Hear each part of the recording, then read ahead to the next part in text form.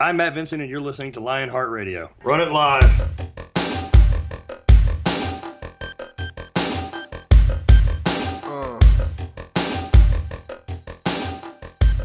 All right, well, welcome back to Lionheart Radio. I'm your host, Rick Alexander, founder of Blue Aviv in San Diego, California. And today, my guest is a fitness entrepreneur. He's been featured in Muscle and Fitness. He's a world champion Highland Games athlete. But I think the most important thing, definitely the most important to me, is the prolific coffee mug that says "Kick Today in the Dick." He's seems to be the one, huh? Yeah, he's the manufacturer of that. You can forget about the Highland Games championship. Truth is, the coffee mug's done more for me than the championship, so I guess that's good.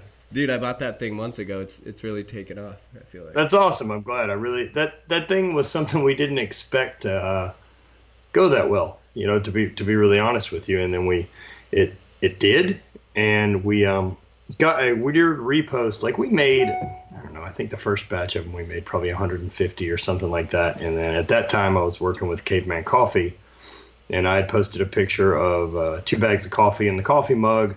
Caveman reposted it, and then Joe Rogan reposted it and tagged myself and tagged the brand in it, and we sold over 200 of them that afternoon, which really isn't a great conversion rate for probably the 4 or so million people that saw the picture. Yeah, it's still. But we were stoked at the time. I was very, very happy. Yeah, I reposted it when I bought it. I reposted it on my company Instagram page, and I got like three people that were girls, and they were like offended. They were like, "Oh, so now the day's got a dick. Now the day's a girl." I'm like, dude. If that's honestly how you go through your life, if that's literally I can't imagine spending my time working to be that offended. Right. Yeah, you like, put time into fuck's that. sake, just move on. Yeah. Then this isn't for you. I'm sorry. Go ahead. Right. Yeah, and that was my thing. I'm like, well, kick it where you want. I mean, right. Or don't buy the coffee mug. That's your choice. We live in America. It's a great place. Yeah. But people forget that they don't have the right to not be offended. Yes. Correct. I mean, that's how this whole freedom of speech thing works. You can think I'm an asshole, but you don't have the right to make me not an asshole. Right. I think that's a thing with the internet. I think that's the problem. Of course it is. Everyone's got a voice. Right. They were like, well, now I can tell you're an asshole, and it's my right to. And that turns into a whole thing. Well, it's your privilege to. It's not their fucking right. Yeah.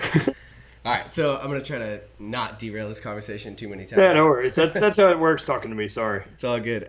So I want to get into like what the Highland Games is, because it's a very niche thing that a lot of people listening to this might not have an idea about. But to start, let's start with like, how did you get into strength sports in the first place? Like kind of your background and the road to get you where you are. We kind of always did, right? So like any other 13-year-old kid, got ready to play football in college, or in high school, not college. I wasn't so proud of it. Dude. Just jumped straight into it. It was like Doogie Howser of small school. Yeah. So got ready to play football in high school, did some track and field in high school as well. So kind of every bit of lifting I've done since I was 13 was always performance-based. I've never had any time in my life where I was like, I'm going to the gym to be better looking. So aesthetics have never been the goal. It's always been performance driven. So that kind of makes things a little unique. And so went to college on a track and field scholarship through Put Discus and Hammer here at LSU in Louisiana. And then after that, kind of got away from lifting for a few years and owned a bicycle shop and got into that. And then once that failed, I made my way into some strongman and some powerlifting, and then eventually Highland Games. And that was really the best fit for me, was the Highland Games. So you've kind of been an entrepreneur from the beginning too. I mean, I poorly ran a bike shop, so I mean there was a shot at it, and then I had regular jobs for the next 10 years. Okay. So let's go back to college. So you were throwing in college. What did your training look like? That were you utilizing like the big three, and that's how you kind of progressed to powerlifting, or how do people train to throw? You throw a lot, a lot. I mean, see, you do your sport and you take a lot of throws 5 days a week, and that's how you get better at it. But then the strength training really, it's all GPP. I mean, everything done in the gym's GPP. I mean, don't have the best bench squat, deadlift, and snatch and clean and jerk if you're not going to throw far. Mm-hmm. So if those things aren't translating, make sure you're spending your time throwing. But yeah, we basically did kind of super total training. We squatted, we benched, we deadlift. We really didn't deadlift. So I really didn't deadlift till after college, but we bench, squat, snatch and clean and jerk. So that makes sense, because the Olympic lifts obviously are about force development, right? So Absolutely. when it comes to throwing, do you think the Olympic lifts translate the most? Yes and no. If you've got an athlete who's going to be proficient pretty easily and get into the Olympic lifts pretty comfortably, right, and not need to spend a ton of time doing them, let's call it 80% efficient. I mean, they're hitting triple extension, they're moving the bar well, they can do it in order. Then yeah, it's fine. But if you've got an athlete that's got mobility issues or putting the bar overhead or the catch and the clean's going to be difficult because of just stiffness or how they're laid out, like, I mean, a clean pull and a snatch pull, I think, are just as valuable. I don't think the catch part of the lift is valuable at all for throwers. Okay. Or for athletes in general, to be honest with you. That aren't Olympic lifters, right? Right. Unless that's what you're trying to do. Yeah. So that's actually one of my problems with training, like the tactical population, because that's my background. Is military, and a lot of people want to work the snatch and the clean and jerk, and although the force development is there, I feel like the whether the juice is worth the squeeze is in question, right? Because of the technical proficiency of trying to nail the movements. Well, I mean, you just got to remember what the goal is. I mean, if the goal is to improve your clean and jerk, then yeah, do that. Right. But if your goal is to be a better athlete, then remember your clean and jerk's an accessory. For you to be a better athlete, you're just building general physical preparedness. Sure. And so, I mean, what accomplishes that the most with the least risk of injury? And that could vary a ton per athlete. I mean, do I think, big multi-joint movements and explosive lifting with submaximal weights that Olympic lifting is important? Absolutely. Okay. Do I think, an athlete needing to be able to be flexible enough to properly catch a clean and catch it at the bottom of the lift? Not important at all. Yeah, sure. So how much, when you're doing shot put and discus, how much were you actually training those things? Shot put, discus, and hammer, I mean, we'd throw every day. So you'd probably hit 2 of the 3 events or all 3 events 4 or 5 days a week. Do you periodize throwing? Do you progress Absolutely. like you would with a lifter? Yeah, you have to, right? Because throwing's a different ballgame. Whereas, you're strongman, or you say you're Olympic lifting or powerlifting. I mean, how many times is a guy going to compete a year? I mean, if he's at a high end, we're going to say, once a quarter? Sure. Maybe twice. Right. So, 6 times a year, 8 times a year tops. Whereas a track and field athlete or as a, thrower in the Highland Games, I mean, I've competed 20 times for the last 10 years. Okay. And so if you're going to compete 20 times a year, no. A year. Yeah, 20 times a year for, and the season's only 6 months long. I mean, I'm busy. Sure. I'm going to throw damn near every weekend. I may compete 5 weekends in a row. I mean, hell, in Scotland last year, I was there for 16 days and competed 11 times. And so you got to prioritize competition, and you've got to decide this one matters, this one doesn't. Okay. And so for me, I would periodize so that I was my best for world championships and my best for nationals. So I had 3 games a year that really mattered. And I mean, I may throw very, very well at other games. I may hit PRs. I may do that, but that's not the focus. Right. I'm trying to stack the cards so that when nationals and those things come back, I've hit my main lifts. I'm as strong as I can be. I'm as fast as I can be. And I've backed off to be as refreshed as I can be. Yeah, sure. So that's actually very applicable for the general population, because most of us that are training, we're not training for the Olympics. We're not training to peak one time every 4 years. Most people are actually just trying to stay decently fit all year round. Yeah, absolutely. Yeah, people are trying to be in better shape, look better naked. Yep. Those type of things. Yep. Although you claim that you did not, looking better naked was never a priority for you. Well, no, I wanted to be the best I could be at my sport. Yeah. And it was also never a priority because I was chubby and I just went with it. Right. Just owned it. Yeah, why not? I'd rather throw far and be good at what I'm trying to do. Nothing worse than looking like Tarzan, throw like Jane. Right. So when you're doing these multiple competitions, the goal really, or the idea, was that you picked some that were almost like training meets, right? And then some of them were that you prioritize to try to win? Yeah, absolutely. I mean, don't get me wrong. I'm going to go out and give it hell every weekend, but I mean, it's different for a Worlds or different for a Nationals. I mean, say during a training game, if I've got 6 games in a row and then 3 weeks off before Nationals, I mean, I'm going to train my ass off during those 6 weeks. I mean, I can't back off and just wait. So you gotta, I mean, most of those games and stuff like that, I'm gonna train. I'll travel Friday, compete Saturday, home Sunday. So train and throw Monday, Tuesday, Wednesday, Thursday, travel Friday. Whereas the Nationals or Worlds, I'm gonna shut it down Wednesday. Okay. So when you train for these things, you're obviously going max output when you compete, and then you're cranking the volume up between competitions. Did you feel like the rate of injury or the possibility of injury was going up quite a bit that time frame, or did you put a lot of lifestyle measures in place to manage that? Yeah, you got to do both, and I mean, a lot of that depends on how old you are, right? Yeah. and how much of abuse you can take. One of the things I kept trying to remind myself is let's try to figure out this threshold of what's the least I have to do to make progress while still making, hitting my goals. Mm-hmm. So if I can do that by lifting heavy only 2 days a week, but going to throw 3, perfect. Okay. And then other times of the season, like early season, I'll try to throw twice a week, but I'm going to lift heavy 4. Okay. So some of those days I'll double up, I'll throw and lift. Yeah. So when you're in season, you're really looking for those training efficiencies between competitions. Yeah, and I mean, what helps get me, and you got to, and it kind of floats fluid, right? I've never been the guy that's like, well, I've got to squat, 75% on Tuesday next week. Right. I mean, how the hell do I feel Monday? I like to auto-regulate a little bit to not be so stupid. Mm-hmm. Yeah, so that's actually a really, really good point. And I think, and I'm interested in your opinion on this. In CrossFit, this has become really prolific. People are like, oh, what is Rich Froning doing? What is Ben Smith doing? Right? What does that matter? Well, they always want to know what the secret sauce is. Like, if I do this, I'm going to be right. CrossFit Games champion. And so everyone I'm interviewing, I think, that are toward the top of their sport, train by feel much more than they train by template.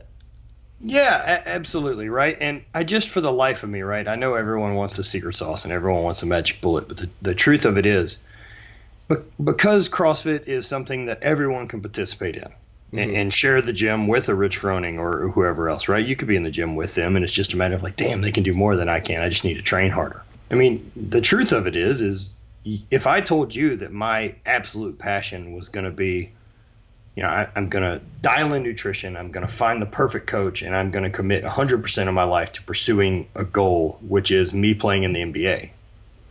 You'd say you're an asshole. That's never going to happen. I don't have the tools in my box to do that from square one. Right. There's no different than going to the CrossFit Games. But because the barrier of entry is lower, you're saying people fuck people that think up they in can their do minds. it. Yep. Yeah. Absolutely. Yeah. I mean, those guys are freaks. Right. There's nothing wrong with that. Those guys are freaks and they're amazing. And I mean, the top 10 finishers of the CrossFit Games are all mutants.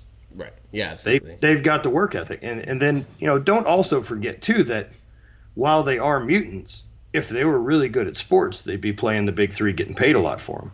I mean, these are guys that theoretically, I'm so stoked that they've got a place and an outlet to do what they're doing. And CrossFit is amazing. CrossFit has put barbells in the hands of more people than anything ever has. Mm-hmm. Sure. And I'm into that.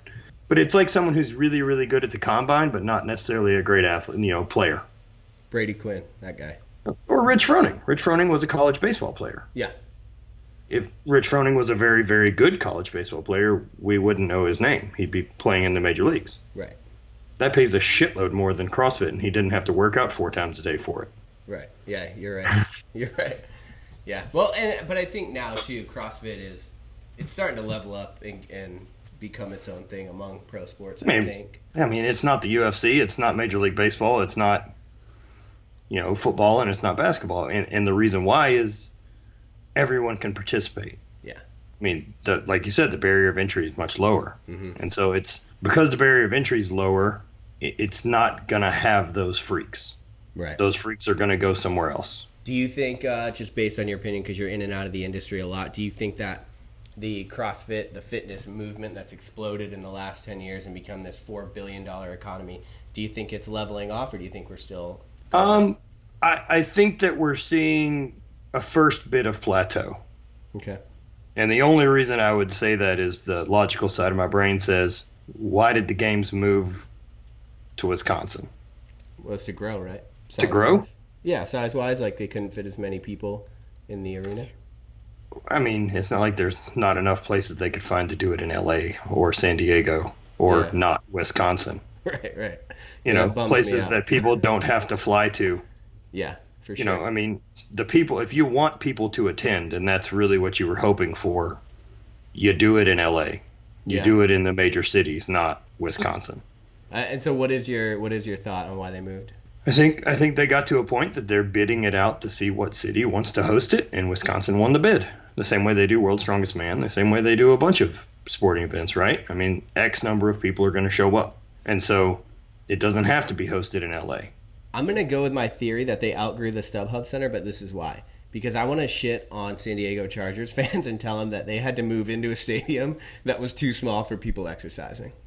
I mean, I look, and I'm sure part of it is them saying that, I mean, because people were dropping out because of the heat in LA, that Wisconsin's going to be a better deal. But, I mean, if that's really the truth, there's indoor facilities all over the country. Yeah, I mean, it's August, too. I mean, if you pull it off at regionals, you can do it at the games. So, being at the top level of a sport, what do you think the big differentiators are that you see between people that work out every day, but then the people that really make it to an elite level, such as yourself? There's a difference between a participant and an athlete. And there's, my wife is a CrossFit participant. The people that need to train for regionals or train to be very good at a sport, it's a much different avenue. I mean, those are the type of people who have to have a very serious, CrossFit's the easiest one to look at right now. But, I mean, you got to have a very, very serious gymnastics program. Mm-hmm. You need to have a serious recovery program. Your work capacity has got to be incredible. So, I mean, who currently going to the game doesn't also work or own a gym? Right, yeah, I don't know. I'd say very few. Right, very few, yeah. Maybe some weird type of chiropractor who works in, conjunction with a gym. I mean, that's what these people now do for a living. And unless that's what you're doing, I mean, that's now the price of entry. That unless you've got the time to do this amount of work, it's not gonna happen. I'm not gonna throw Highland Games in there as the same level of effort that needs to go into the sport to be good at it. It's just not true. Okay. It's different. It's a highly technical sport. We do the exact same 9 things. I have to be very active 27 times a competition for maybe 50 seconds. So it's max power output. I can train very comfortably and have a real job and a career and compete very, very high. Mm-hmm. But if you're going to pursue, say, shot put for the Olympics, that's your life. Right. You don't get a backup. Yeah. So all things being equal in terms of buy-in and output and the amount of work that you put into it, do you think that it essentially is in CrossFit is at the point where it's genetics, and do you also think the same thing for the Highland Games? For CrossFit right now, I do feel that it's kind of getting to the point of the same way that I feel it is for the big 3 sports, right? That I think somebody can overcome genetics or overcome, have really, really good genetics and not have to work that hard. Yep. Or vice versa, or work really, really, really hard and have decent genetics. And that athlete can be a very good regional level athlete. But the guys finishing top 10 have both. And that's just how it works. I mean, if you were born 6'7", CrossFit's not going to be for you. Right. Yeah, I agree. Where do you think you shake out on that spectrum in terms of your success in the Highland Games?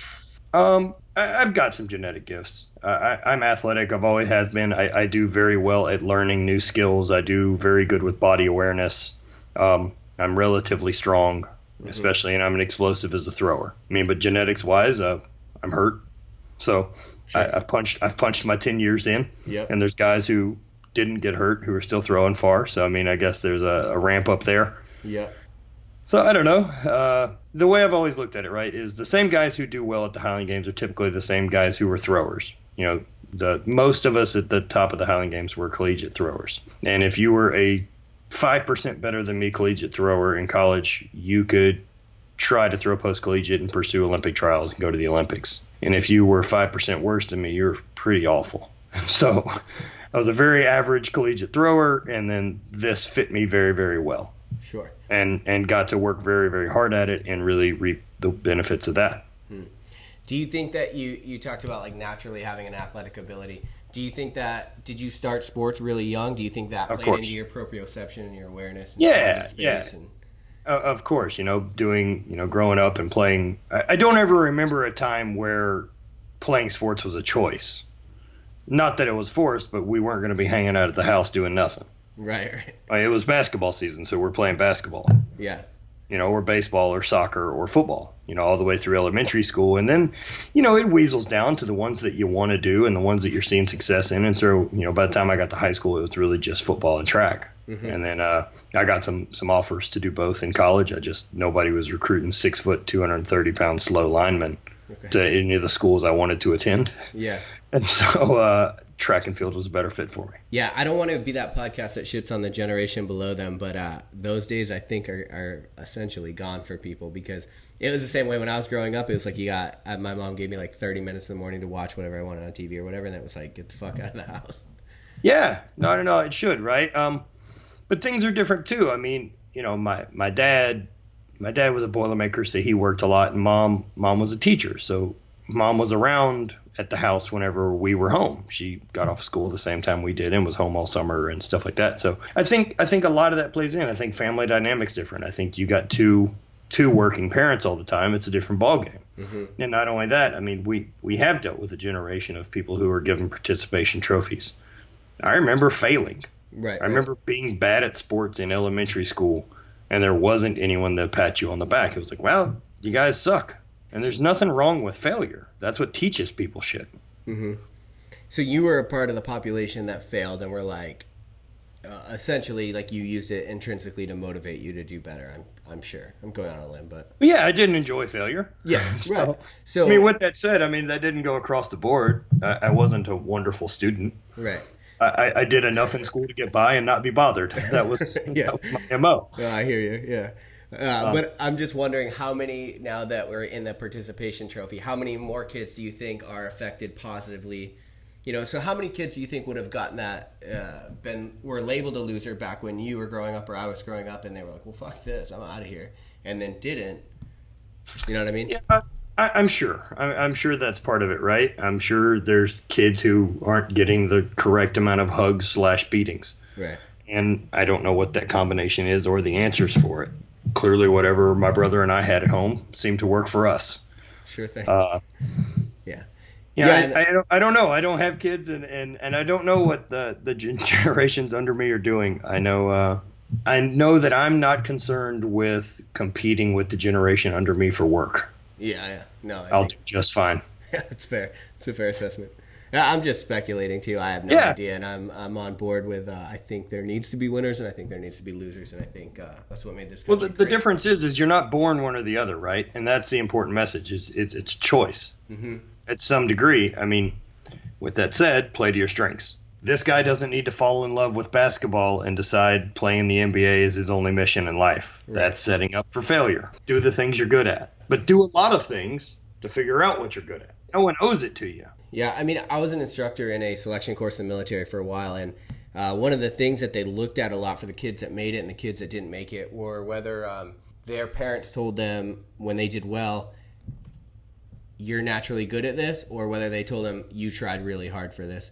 And the difference being the kids that were told, hey, you're naturally good at this your whole life, when they came up against adversity and they came up against failure, they were like, well, fuck this, I'm not good at this. And the kids that were like, hey, you tried for this, they were like, oh, okay, where can I try harder? Where can I try better? And I don't know where that conversation goes, but just putting it out there. Yeah, I don't disagree with that. I think there's a lot of factors, Yeah. And times do change and stuff like that, but more people seem to be lifting and going to gyms and stuff now than were before, and I mean, I'm into that. Right. I don't particularly care what sport people decide to follow or go to, as long as they're doing something. Yeah, and I think that is the most positive byproduct of CrossFit. Oh, yeah, absolutely. CrossFit single-handedly has put barbells in more people's hand than anything else ever has. Yep, and it just made more people aware of how they move through time and space, like gymnastics-wise. I mean, the whole gamut, yeah. And I mean, your average CrossFit participant still is getting the idea that you can play, that play can be physical. Yeah, that's true. That is something you lose, and I think that was one of the reasons I got drawn to CrossFit right out of the gate. Is I'm in my mid-20s, and it's like, oh shit, I'm like taping up for a competition again and getting ready for a sport. I'm like playing something. Right. So we kind of did this interview a little bit backwards, but what are the Highland Games for people listening? Highland Games. So it's Scottish heavy events, and there's 9 events. We throw 2 stones, just like the shot put. We throw 2 weights for distance. We throw 2 hammers for distance, a weight over bar, a caber, which is the most known, which is your telephone pole looking caber that's the that one you that flip. always ends up on a meme. Yeah, Yep. that's the one. That's the one that looks crazy. That that's the one the crowd likes. Yep. And then there's a sheaf, which is a 20-pound or 16-pound burlap bag you throw with a pitchfork for height. Okay, so it's all throwing. Yeah, all throwing. And how dangerous is that fucking caber? Does that ever come down and whale people? Yep. Okay. Yep. A guy in the pro class last weekend in Costa Mesa. So you use a tacky like a pine resin. Okay. Or like a you carpet would with, like, adhesive. an Atlas Yeah. stone. Okay. Yeah, and not quite that sticky, but like since I can just buy it at the hardware store, I just buy that 3M carpet adhesive, and you spray that on your hands. Okay. Pretty sticky. And so, you interlock your fingers like this around the bottom of it, and sometimes they don't want to come apart. And if you're in the panic with a caber and you didn't scoop it and get under it, and now it's dropped and you're trying to get away from it, if it hits one end, the other end's going to whip. Yeah. And so, broke a dude's arm. Oh, goddamn. What does it mean to get to be a pro in Highland Games? Is like a pro card? Not really. So you compete as an amateur for a while, and at some point you're throwing far enough and enough athletic directors know who you are that you can get invites to pro games. Okay. And then once you do that, you stop doing amateur ones. Okay. And then you win enough pro games, and then you get invited to the World Championship? Kind of. All right. It's a little loose. Do you not want to put it out there for people? Or no, it doesn't bother me in the least. Okay. I've been on many podcasts and said it's not really a sport. It isn't because it's not WWE, right? But at the same time, like, it's not all based on merit. Okay. World Championships, they're going to invite X number of people from X number of countries, and those aren't always the best people or the best options. So there's probably a political aspect to it. Yes and no. I don't know if it's political as much as they're trying to put on a good show. And so most of the games that we do, I look at as we're paid entertainment. And so they're part of big festivals or something like that. And so they have us out. And World Championships, for sure, they do a pretty good job. All the ones that I've competed in, I would say 95% of the crowd should have been the ones they were there. But if you're only going to bring 2 Americans, then we were the 2 Americans that should have probably been there. I just have an issue when Poland has as many representatives as the U.S. when the top 5 guys in the world could very easily all be U.S. I gotcha. You know what I mean? Like, that just doesn't make sense to me. I want to throw and test myself against the best people on earth, period. Mm-hmm. I'm interested in what country they're from. Yeah, for sure. And maybe you touched on it right there, but so if it's not this big and it's not necessarily a sport, as you say. With that said, if you were throwing the furthest on the planet, you're most likely going to get an invite to the Worlds. Okay, sure. So my question is, what motivates you to keep doing it, or why do you keep doing it? Or are you still doing it? Right now I'm hurt and I'm down about 50 pounds, so I'm pursuing some other stuff. And until I can sprint at full speed or jump, I'm not going to concern myself with trying to throw again. But why I loved it? It was everything I loved about throwing shot put and the traditional Olympic events in college, but none of the bullshit. Like, I didn't have to go to class. I didn't have a coach I had to deal with. It was all on me. Mm-hmm. I didn't have teammates I didn't get along with or weird timing for practice. I was succeed or fail because of the effort I put into it. Okay. And I like the challenge of throwing, that no matter what, like, the implements don't ever get heavier. It's all about how much more leverage and speed I can put into them. And so with, you trying to find the most speed, technique, and strength that you can find. Mm-hmm. And at some point in that triangle of attributes, once you hit a certain level, it gets really tricky because, the faster I get, maybe the weaker I got.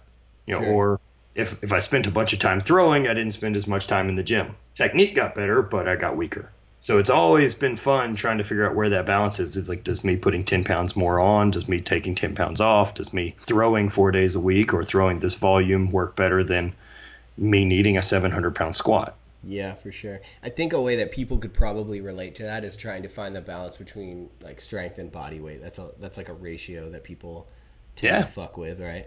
And maybe not as many variables, obviously. Yeah, and the thing is with throwing, especially with the Highland Games, you're spinning around and throwing a 56-pound implement as far as you can, with one arm. You got to have a certain amount of sand in your pockets. Yeah. without enough ass, like it's just it wins. Like mass moves mass, kind of. Absolutely.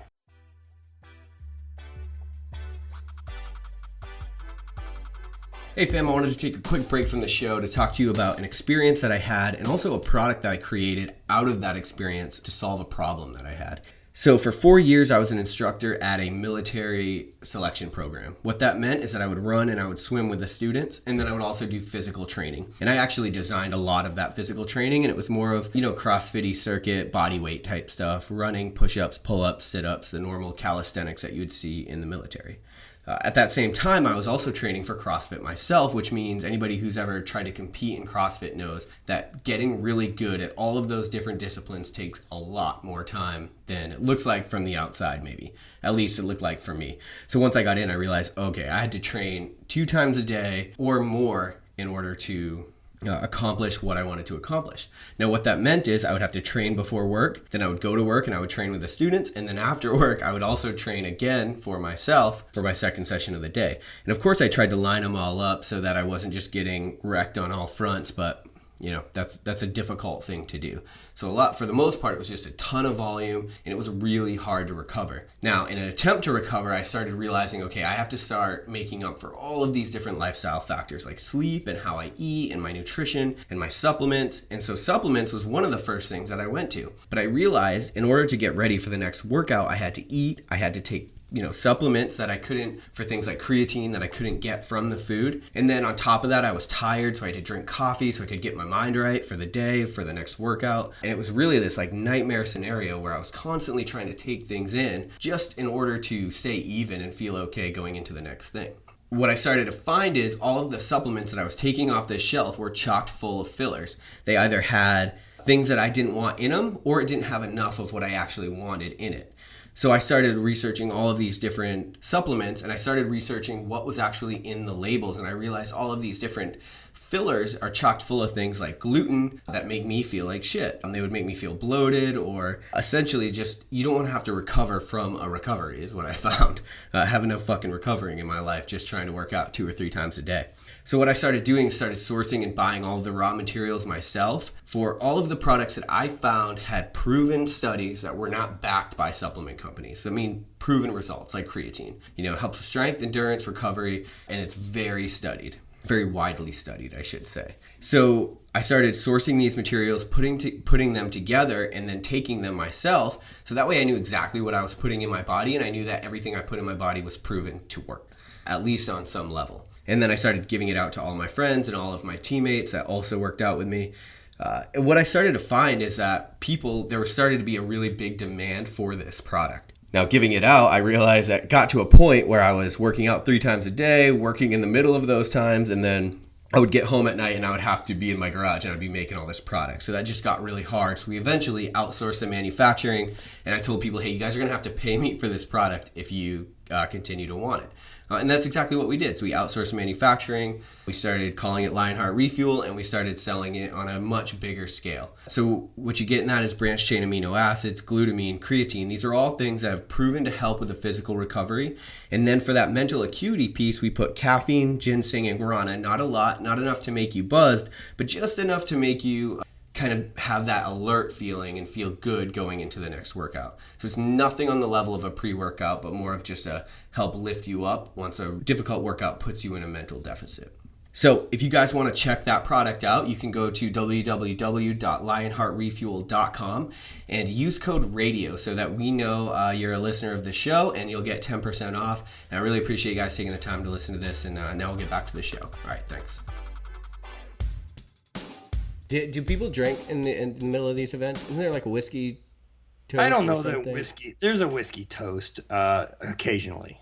Some of the more I've done that in Canada, a couple games and stuff like that. But I mean, long day out in the sun, whiskey's not my first choice of beverage. Sure, yeah. I mean, have I had beers during competition? Oh yeah, it's great. Okay.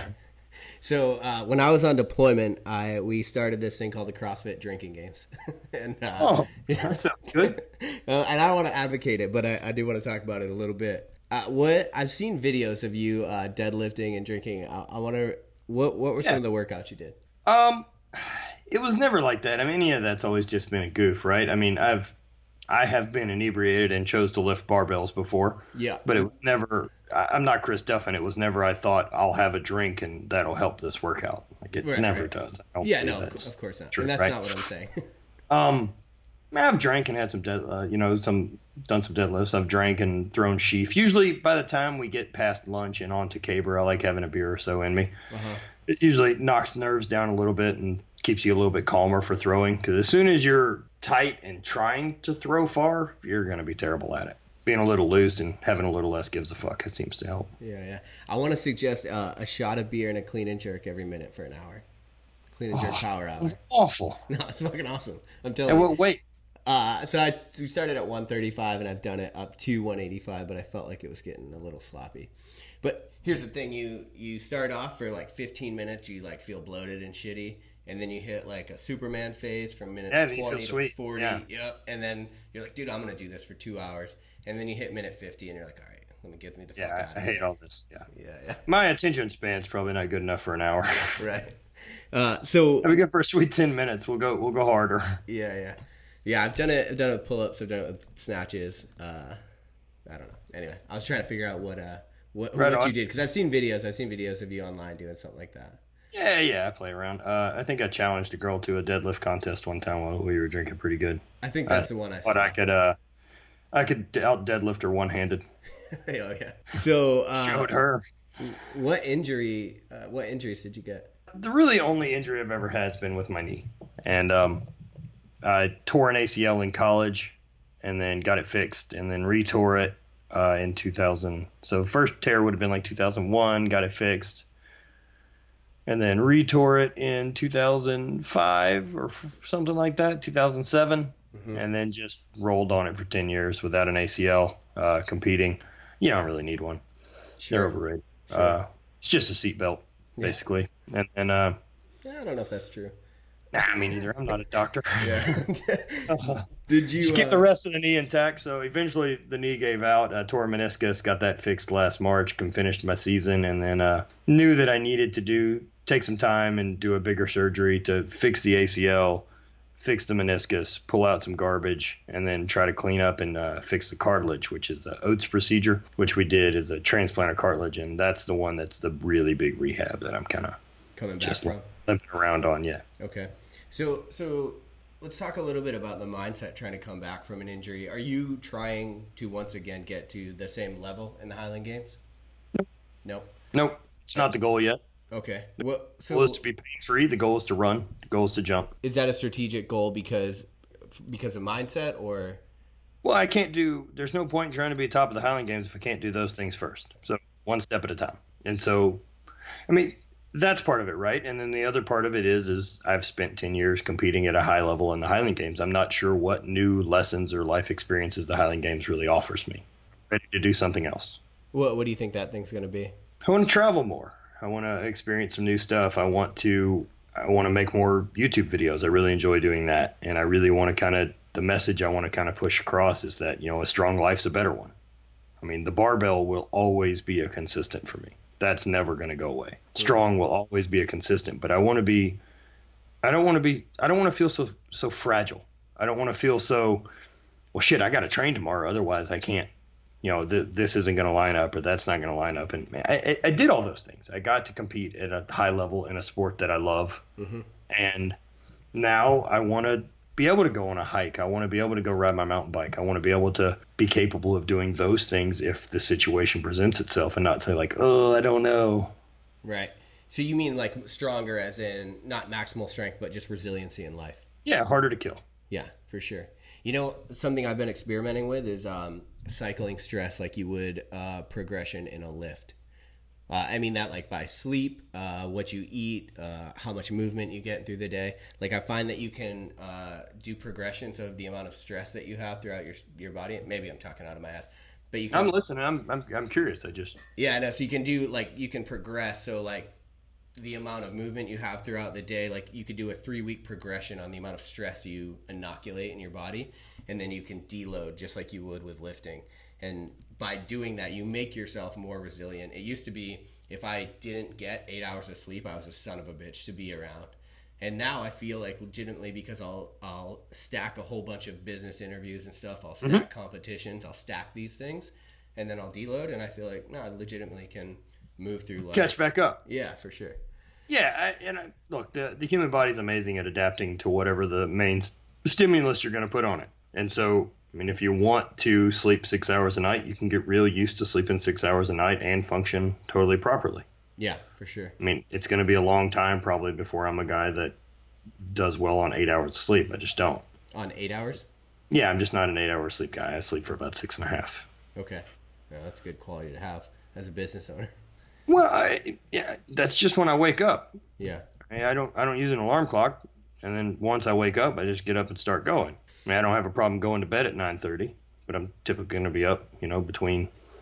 I'll wake up a couple times in the middle of the night to pee or whatever like that, but then I'm out of bed between 5:30 and 6. So how do you set your lifestyle up? Because do you have a full-time job, or you just do the Nope. entrepreneurial HVIII thing? brand. As of March, I've had a full-time job up until March, and they decided to not pay me anymore. Sure. And so now I'll just do HVIII brand. Fucking technicalities. Always. Yeah, right? Bastards. What is HVIII brand? So I know HVIII brand it's the coffee is my apparel company. So it's the apparel company. I wrote about it in the 3 books I've written called The Hate. And basically the idea behind that is, self-motivation through a bit of self-loathing.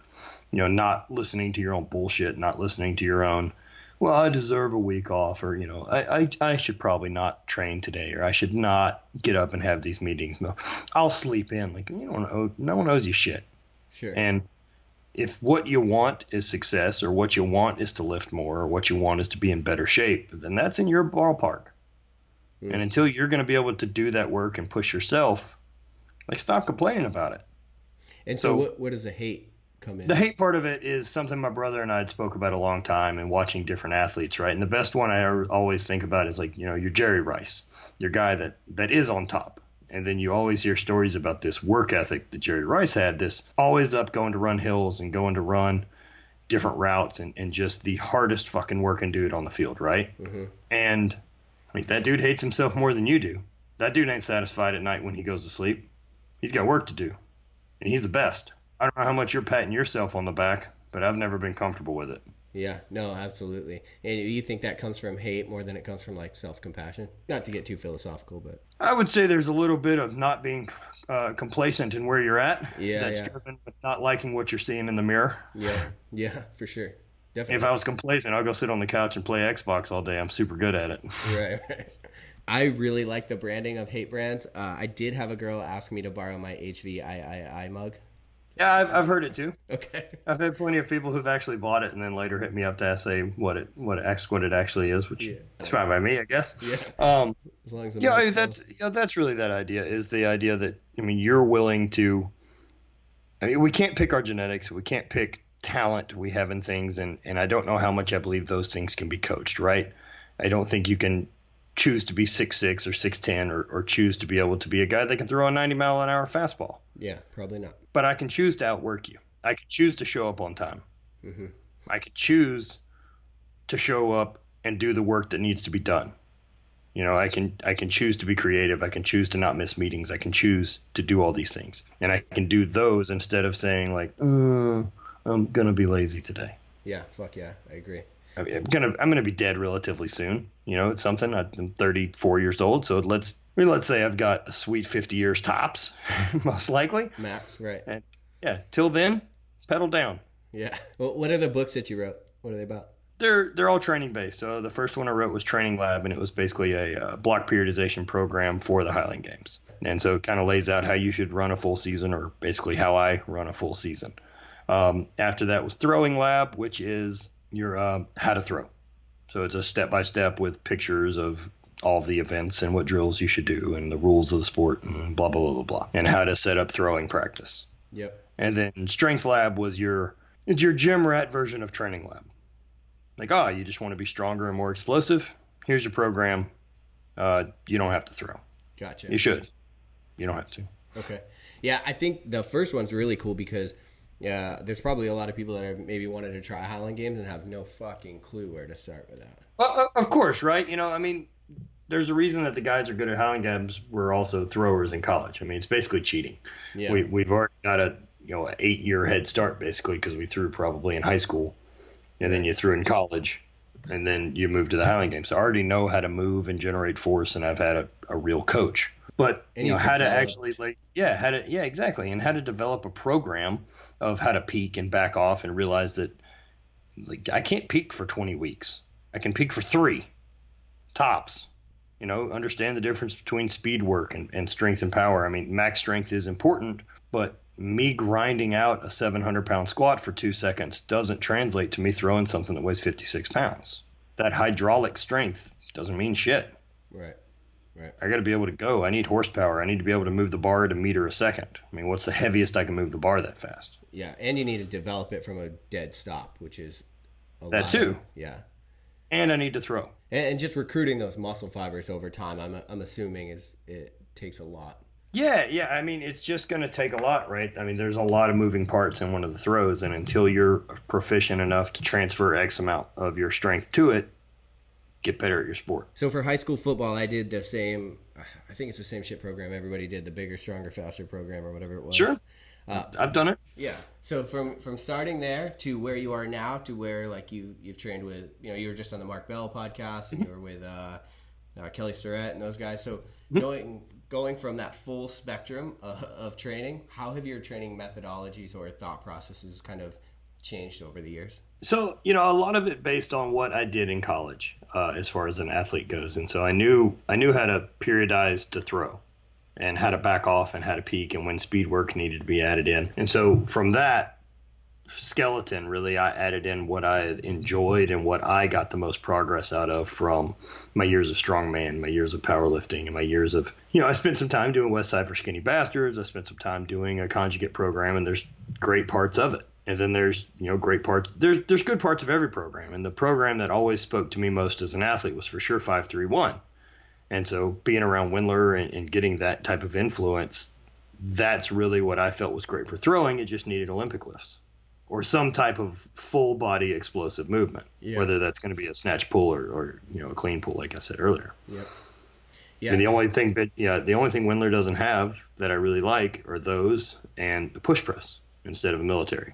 Okay. I like the idea that I'm learning to transfer power from my legs and feet all the way into my hands in one fluid movement. Yeah, for sure. And I think the only way you're going to figure out that you like something like that is having gotten the reps and done all of these different things. Yeah, I mean, I'd say, one of the most common questions you get is, you're a novice who, hey man, I'm enjoying training and I'm trying to get strong. What do you recommend? What program do you recommend? I recommend one that you'll follow for a really long amount of time. Mm-hmm. And then the other part of that is I think you should squat moderately heavy once a week for the next decade.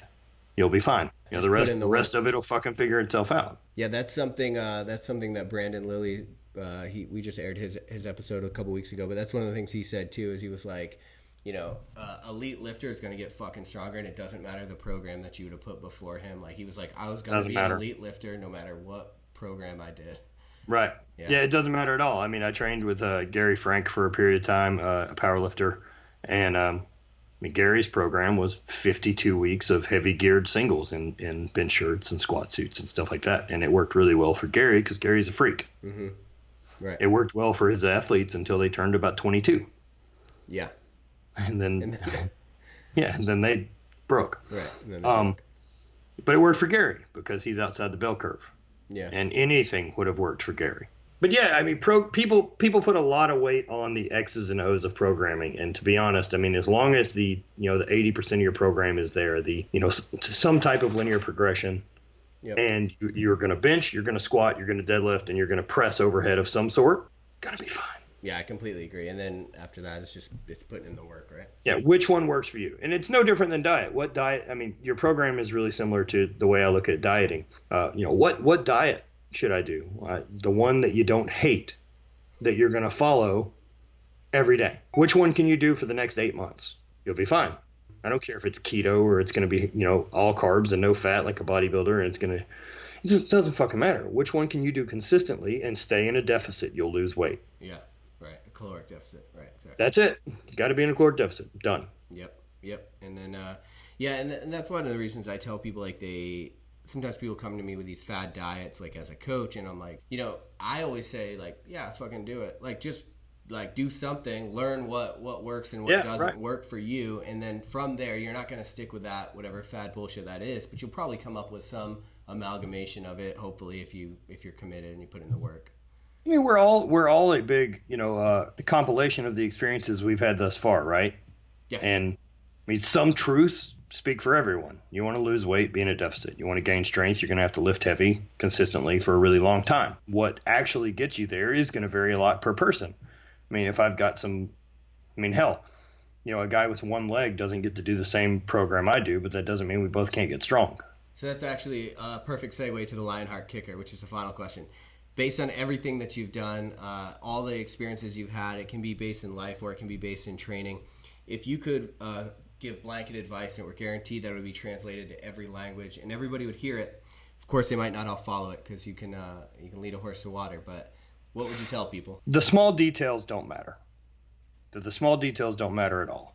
And what does matter is love the process. And for anyone out there who's successful, and I don't care what field it's in, there's a reason that Bill Gates doesn't retire and go sit at his house. There's a reason that guy works. There's a reason Steve Jobs worked forever. It's because they love the process. They love the work. And that's the part of it. There isn't this finish line that you magically reach and you say, well, fuck it, I'm done. I didn't win a world championship. It wasn't about the world championship. It wasn't about that day. It was about the thousands of reps I've put in over the last 10 years to get there. Right. And if you don't love that 1,000 reps, you're never going to get to enjoy that last one. And who knows when that last one comes, but you got to love the process. And so for your young lifter, don't just sit there and chase PRs. Love the work and love the going to the gym and know that that's part of your life, not doing it because you think someone else is impressed. Do it because you love it. That's probably the biggest lesson I've learned from training by myself for 10 years in a garage. No one gives a shit if I hit a PR. It's for me. I do it. And be smart and love the process of getting stronger. Does it make any difference if I put 5 more pounds on the bar today or I took 10 off and hit it for a triple? Nope. It's all part of the process. What's stupid is deciding to rush it and get hurt and then sit out. Yeah. Or what's stupid is thinking like, oh, I hit a 500-pound deadlift. I don't ever have to lift again. That's not how it works. Now you want to put a 2.5 on it. You know what I mean? So love that road because it doesn't end. Yeah, the most successful people I've interviewed on this podcast have that mindset. Like they wake up every day at the bottom of the mountain, right? Every day. Yeah. Every day counts, right? And I mean that's all part of the process. Life's part of the process, and be fluid and know that injuries are part of the process. You do anything long enough, it's a war of attrition. People are going to fail. People are going to get hurt. You're going to fail. You're going to get hurt. And there's nothing wrong with that either. That's your process. That's your journey. So learn to love that too. Learn to love that, man, I got rehab to do. Where can I get better? Where can I improve while I'm hurt and I can't do these other things? What have I neglected for the last 5 or 6 years because I didn't have to focus on that? So let me ask you this. For 90% of the people that are listening to this, they're deeply involved in the rat race. And nothing's wrong, right? But nothing's necessarily right. And they're just getting fucking pounded away by life every single day. What is your advice for those people to find the process, right? To love the process, like you're saying, because a lot of times people don't have this rock bottom experience where they find, or a lot of people don't find the Highland Games that niche thing that they love, right? Like people are just kind of going about their life, doing what they're told to do, and they wind up kind of unhappy. What's your advice for those people? I have very little in common with the guy who doesn't want more and who wakes up every day and says, this is fucking great, or this is okay. The guy that lets 10 years slip through his fingers and doesn't realize it all changed. I don't know what to tell that guy. If you don't wake up every day and fucking want more and want to do better and push yourself, I don't know what I have in common with you. I don't know what advice to give you. I wake up every day fucking excited. And I did that when I had a job. I did that when I had a job I didn't like. All of that was the process to get to where I am now. I knew that before I could do this, I had to do that. And you're going to have to eat shit for a while at the bottom of the hill before you get to the top. Yep. And that's how it goes. And not only that, just because you're around the top of the hill doesn't mean you can't be knocked smooth on your ass. That happens too. I mean, while things are going very well for me right now, the brand's doing well, I get to do what I want to do. I don't know if this is the case in 5 years. Yeah, of course.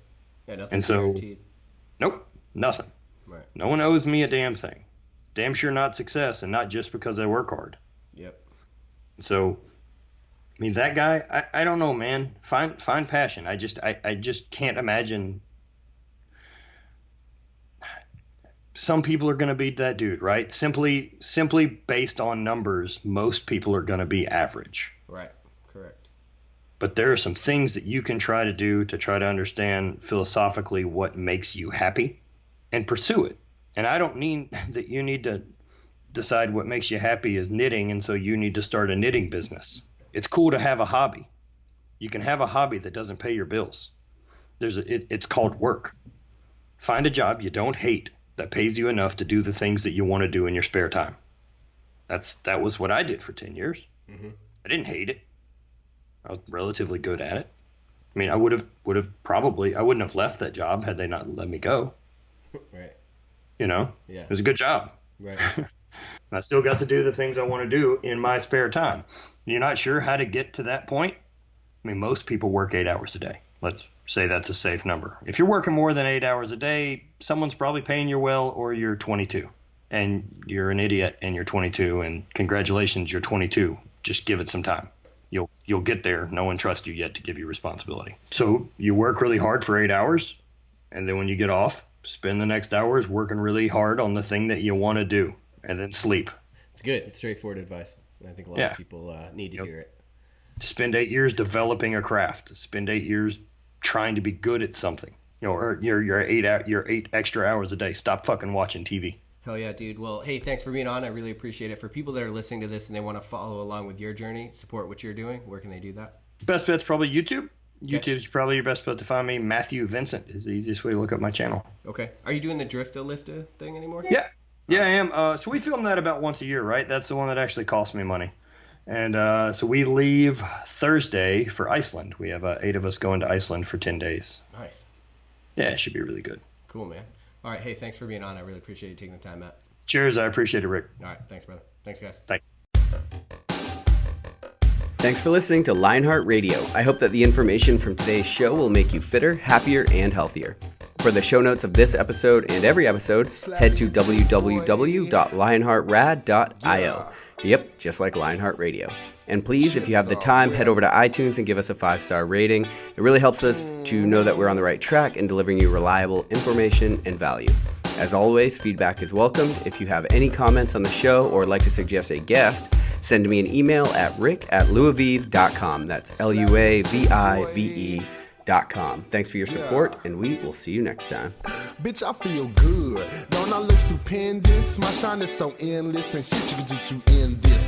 Even when I'm dead, niggas still gon' bump that chip shit. Coke, white, Escalade on cinches for you dipshit. So you won't forget this. Midwest nigga be the coldest. Cleveland